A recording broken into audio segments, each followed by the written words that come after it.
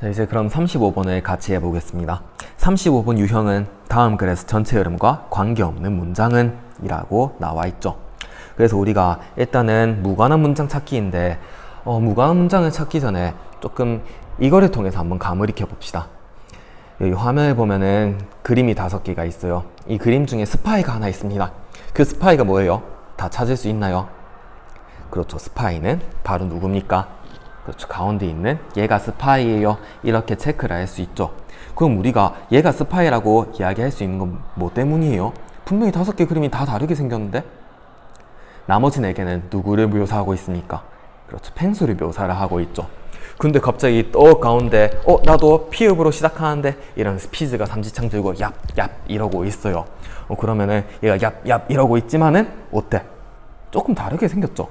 그래서 완전히 다르게 생겼기 때문에 이것이 스파이다 라고 우리가 이야기를 하고 있습니다. 그래서 여기처럼 이제 조금 다른 그림을 찾아보세요 하는 것이 영어에 접목된 것이 무관한 문장 찾기다 라고 보면 되겠어요. 그러면은 이 유형에 대해서 한번 또 생각을 해봐야겠는데, 첫 번째로 소재하고 주제가 완전히 다른 경우가 있어요. 앞문장에서는 이제 거제고의 급식소에 대해서 이야기를 하는데 갑자기 거제고의 교실에 대해서 이야기를 한다. 이런 식으로 딴소리를 할 수도 있고, 아니면은 실컷 거제고의 급식소에 대해서 이야기를 하는데 거제고 음식이 맛있어요. 어제 어떤 메뉴가 나왔어요. 근데 그거 엄청 존맛탱. 막 이렇게 했었는데 갑자기 다음 문장에서는 그 메뉴에 대해서 설명을 하는 거야. 그런 식으로 세무 내용에 대해서 설명을 할 때 우리는 무관한 문장이다 라고 체크를 할 수 있고, 아니면은 이제 소재는 같은데 주제가 다른 경우가 있을 수가 있겠죠. 그리고 마지막으로 뉘앙스의 차이가 있는 경우입니다. 똑같은 소재고 똑같은 주제에 대해서 이야기를 하는데 어디에서는 이제 긍정적으로 이야기를 하는데 어디에서 갑자기 부정적으로 이야기를 하는 경우가 있어요. 그런 경우에도 우리가 체크를 할 수 있다 이렇게 볼 수가 있겠죠. 그래서 35번에서는 어떤 뉘앙스로 나와 있는지 한번 보도록 하겠습니다. 일단 35번은 우리가 보기 전에 크게 어려운 단어가 많지는 않았어요. 그래서 단어를 조금만 정리를 했었는데 일단 일시적인 하고 영원한, 영구한, 좀 장기적인 이라는 단어를 한번 놓고 볼까요? 우리 본문에서는 3번 문장에서 이런 게 나와 있었습니다. 3번이 아니라 2번 문장이죠. temporarily 그리고 permanently 이런 단어들이 나와 있었어요. temporary 하면은 기본적으로 일시적인 이라는 뜻입니다. 그리고 permanent 하면은 영원한 이라는 뜻이에요. 여기에다가 둘 다 ly가 붙어서 일시적으로 영원하게 라는 뜻이 자리 잡게 되었죠. 근데 사실 temporary, permanent 이것도 수능이나 모의고사에서 엄청 많이 쓰이긴 하지만은 사실 이거하고 비슷한 뜻을 가진 단어들이 이렇게 많이 있습니다. 좀 자주 쓰이는 단어만 선생님이 여기 표에다가 정리를 해봤는데 한번 볼까요? temporary와 같은 뜻을 가진 거 transient, momentary, fleeting, mortal 이런 것들은 전부 다 시간의 제약을 가지고 있는 거예요. 하지만 이제 반면에 permanent와 관련된 거 perpetual, eternal, everlasting, immortal 이런 단어들은 전부 다 좀 시간이 많이 걸리는구나 이렇게 볼 수가 있겠습니다. 그 다음 3번 문장에 보면은 이제 compensate for 이라는 단어가 있어요. compensate for 하면은 보상하다 라는 뜻을 가지고 있습니다. 자, 그러면 일단 단어를 봤으니까 우리 한번 35번 또 문장 단위로 읽어보겠습니다. 일단 처음 문장을 보니까는 뭐에 대해서 이야기를 하고 있는 것 같아요? 그렇죠. 마케팅 매니지먼트에 대해서 이야기를 하고 있습니다. 그러면은 이 글의 소재는 마케팅 경영에 대해서 이야기를 하고 있겠구나 이렇게 볼 수 있겠죠. 아까 선생님이 설명을 하다가 빠뜨린 부분이 있는데, 일단 글의 무관한 문장을 찾기 문장에서는 맨 앞에 문장을 조금 더 초점을 둬서 봐야 합니다. 맨 앞에 문장에서 이 글의 소재는 뭔가, 그리고 이 글이 말하고자 하는 주제는 뭔가, 그리고 이 글의 뉘앙스는 뭔가, 이것이 보통은 첫 번째 문장에 나와 있습니다. 첫 번째 문장에 안 나와 있는 경우에는 거의 대부분 1번까지 읽어봤을 때 문장이 얘가 뭘 말하고자 하는가 라는 것을 알 수가 있어요. 어쨌든 여기서는 이제 봤을 때 마케팅 경영에 대해서 이야기를 하고 있구나, 이것이 글의 소재겠구나 라고 생각을 하고, is concerned 다음에 not only with finding and increasing demand 라고 나와 있네요. 그럼 뭐 하는 것뿐만이 아니라, 그렇죠, demand 수요에 있어서 증가를 하고, 그리고 그런 것을 관리하는 것과 관련이 있을 뿐만이 아니라 but also 또 뭐하고도 관련이 있다, changing, 변화를 시키고 even reducing에 심지어 줄이는 것과도 관련이 있습니다 라고 이야기를 하네요.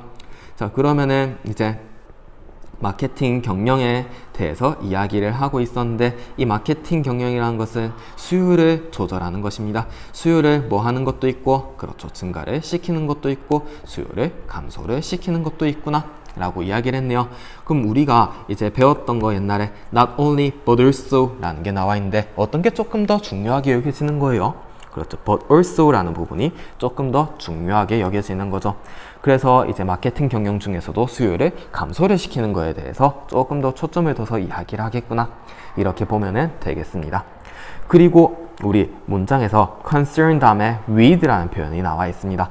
보통 concern 하면 이제 걱정하다 라는 뜻으로 많이 알고 있을 텐데요. 걱정하다 라는 뜻이 쓰이려면은 뒤에 about이 왔을 때 이제 이것이 걱정하다 라는 뜻이고, concern with 라는 게 쓰여 있으면은 관련이 있다 라는 뜻으로 쓰이게 됩니다. 어쨌든 우리가 일단 첫 번째 문장을 봤을 때 이제 마케팅 경영 전략에 대해서 이야기를 했었고, 수요를 증가시키는 것, 감소시키는 것, 이것에 대해서 이제 이야기를 하겠구나 라는 것을 알 수가 있었고, 다음 문장을 보니까 for example, 예를 들어서 라고 이야기를 하고 있어요. 예를 들어서 우룰루 뭐 이런 곳이 있는데, 이곳이 might have too many tourists wanting to climb it 이라고 하네요.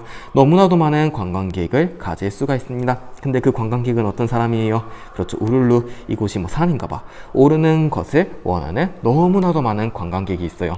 그리고 또 어떤 국립공원이 있는데, 이 국립공원도 can be overcrowded, 너무 많은 사람들로 붐빌 수가 있어요. in the tourist season, 성수기에 너무 붐빌 수가 있다라고 합니다. 그럼 이제 예시를 두 번째 문장에서 설명을 하고 있는데, 뭐 우룰루라든가 아니면은 내셔널 파크라든가 이런 곳이 전부 다 어떻게 될 수 있다? 그렇죠, overcrowded, 너무 많은 사람들로 붐빌 수가 있습니다. 너무 많은 사람들로 붐빈다라는 거는 수요가 너무나도 폭발적으로 증가한다라는 이야기겠죠.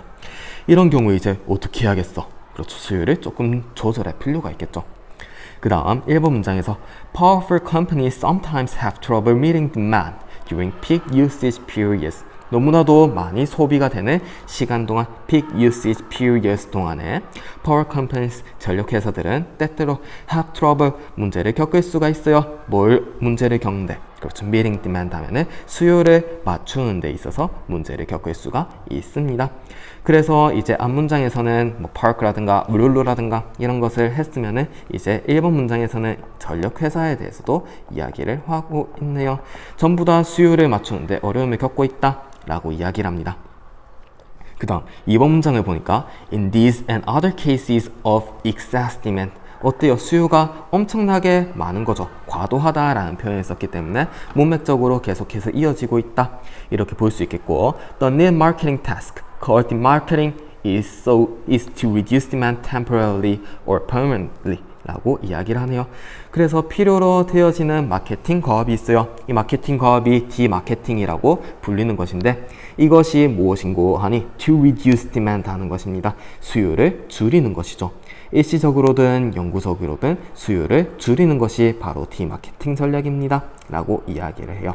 그럼 이번에서는 이제 디마케팅이라는 개념이 나왔고, 이 개념이 뭘 하는 것이다? 그렇죠, 수요가 너무나도 높은 거를 좀 조절합시다, 수요를 줄여줍시다 라고 이야기를 해주는 거죠.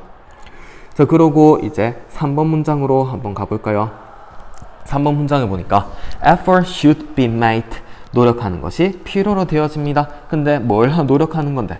to compensate for, 보상을 하는 것이죠. the losses, 손실을 보상하는 그러한 노력이 필요로 되어집니다. 만들어진대요. 근데 이 손실은 caused by, 뭐에 의해서 나타난 손실이다? by the increase in supply. 갑자기 supply, 공급이라는 개념이 나왔어요.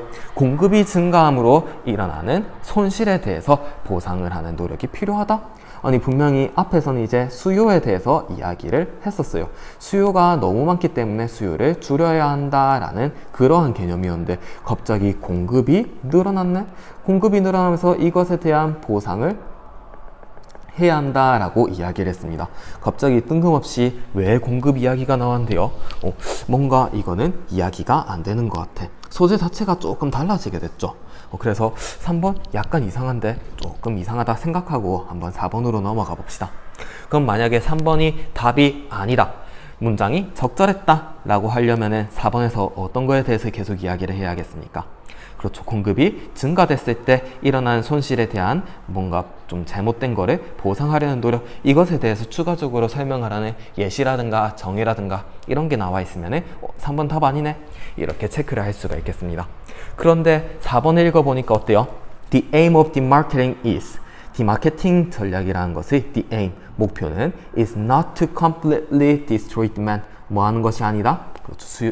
수요를 완전히 destroy, 파괴하는 것이 아닙니다. But, 하지만 어떻게 하는 것이에요? Only to reduce or shift it to another time.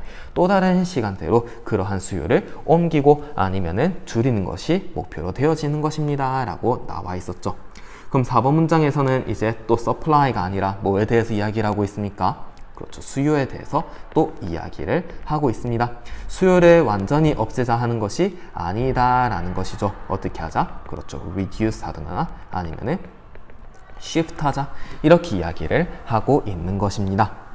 그래서 앞에 나와 있었던 2번하고 연결해 봤을 때 어떤 것 같습니까? 그렇죠. 디마케팅의 전략이라는 것이 수요를 줄이자라는 것이 2번 내용이었는데 4번도 마찬가지 디마케팅을 통해서 수요를 줄이거나 옮기자라고 이야기를 했었기 때문에 완벽하게 들어맞다라고 볼 수가 있겠죠. Or even another product, 아니면 또 다른 생산물을 쓰도록 하자. 이것도 디마케팅의 전략이다라고 이야기를 하고 있습니다. 예를 들어서 여러분들이 이제 7, 8월에 성수기예요. 그래서 어디 놀러 가고 싶어. 저기 해운대 해수욕장에 가고 싶습니다. 근데 그렇게 생각하는 사람들이 이제 엄청 많이 있겠죠.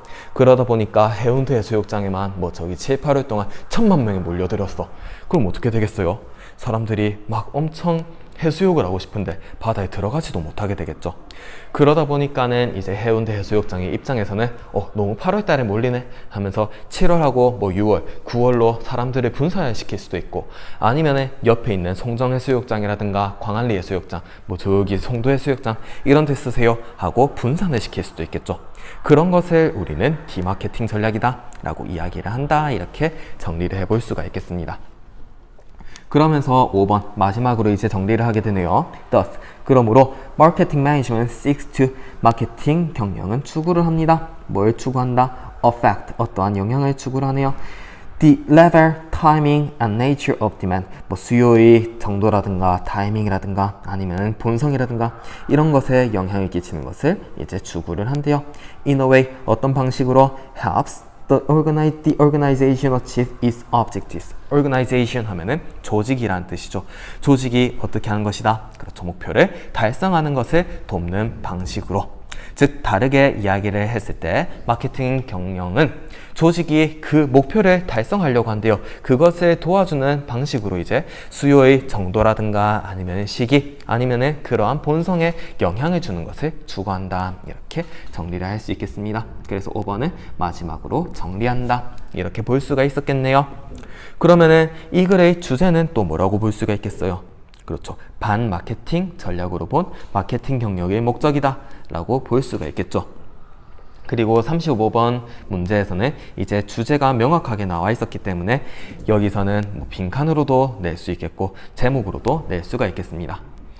선생님이 이제 노란색으로 밑줄 그어 놓은 부분을 이 문제의 주제문이다, 이렇게 볼 수 있을 것 같고요. 그리고 주황색으로 형광펜 칠한 부분이 전부 다 뭐예요? 그렇죠. 이 글에서 말하고자 하는 핵심 키워드들이다, 이렇게 볼 수가 있겠네요.